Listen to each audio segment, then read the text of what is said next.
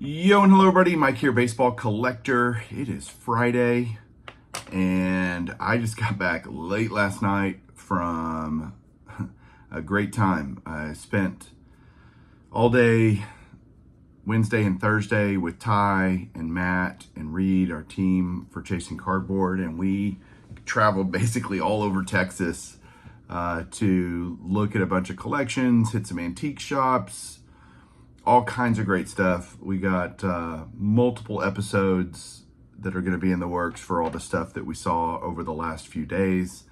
And what's great about it for me is I get to pick up some things, and I'm going to show those to you in a minute.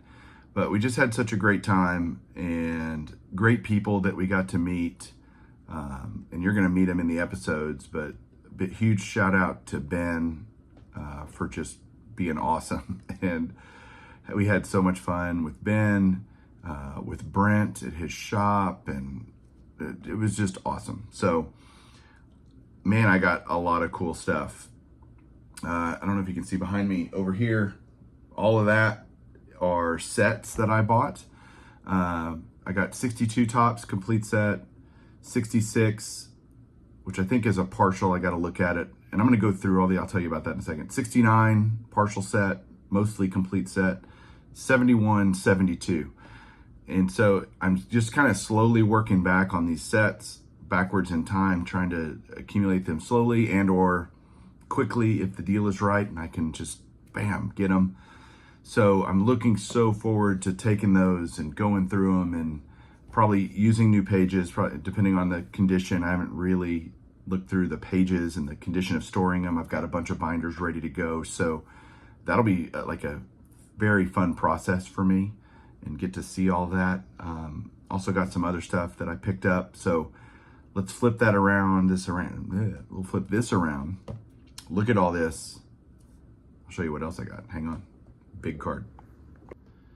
All right, so under the premise that I don't want to give too much away for what you're going to see in the next few months as these episodes start getting edited and put out for Chasing Cardboard, Ben, who we met, probably has the best collection I've ever seen in person, from just absolute chronology of the sports card, baseball card especially, history. I mean, it was just unbelievable the things that I saw in his collection, and he was nice enough to let me buy some things from him.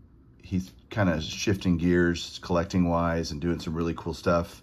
Again, you'll see all that in the episode. I don't want to get too far ahead, but I'll show you some stuff that I bought. One thing, he had this awesome 87 Topps Ruben Sierra that he just gifted to me. So that is awesome. Ruben was my guy back in the late 80s with the Rangers. He was so good.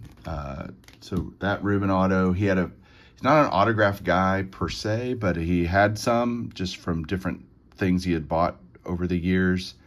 And I picked up this 60 Topps Don Drysdale All-Star card signed. I got a Tony Gwynn 85 Topps, and these aren't authenticated, so all you guys out there that say you can only buy authenticated autographs, I don't believe it.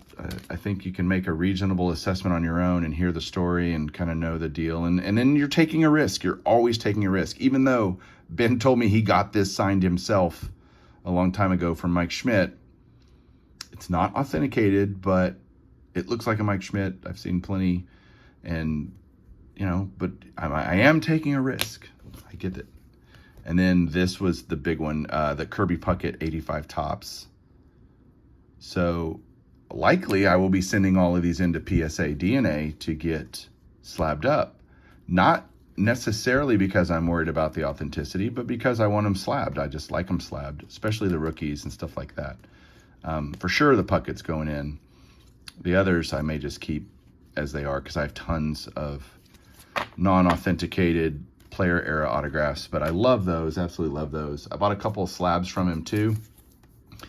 I picked up this Earl Campbell. I pick up football cards when they're rookies typically. I have Jerry Rice and Joe Montana and Elway and Marino and Peyton Manning and Drew Brees. Like, and just recently got Patrick Mahomes. So I love football. I'm just trying not to get too deep into the football cards because it's a whole nother Pandora's box I don't want to open, but I will buy stuff like this. This wasn't crazy expensive, and Ben was, he was very nice with his deals. I don't want to talk about prices here, but, and then I got this from him. Sweet Cap T206, Christy Mathewson, and a very gorgeous PSA 2. I love the centering on this card. It's a Sweet Cap back, relatively, I mean, it's a 2, so it's got, you know, shows a lot of wear, but the card is crease free and absolutely gorgeous. This is a 300 great cards card for me. It's my first Mathewson playing days card, so it's super stoked to get it. And Mathewson was one of Ben's guys, so I think he was reluctant, but ultimately we made a deal for that card too. So super stoked to get that. Then we went to a shop over in Conroe, Texas, which is north of Houston. And Brent, the owner, was super great. We had a great time with him, and I got, I just bought these. We actually opened some boxes of Topps Chrome just for giggles, and I got the Seager, a young rookie, Marcus Semien Ranger, you know, a Seager base, the Pujols. I did buy a National Silver Pack, Panini Silver Pack from them that they had gotten at the National. And the big card I pulled out of that was this Justin Herbert, number 1/25. I don't know. I may keep that. I don't know. I thought it was fun just to open a silver pack. And then he gifted me Brent gave me this first Bowman, Josh Young, because we were talking about Rangers and all that. So he gifted me that and a little Trout National Trading Card Day, just because why not pick up a Trout card when you can? And the last thing I bought at his shop, which was great, these just came out last week, the 2023 Topps Complete Sets.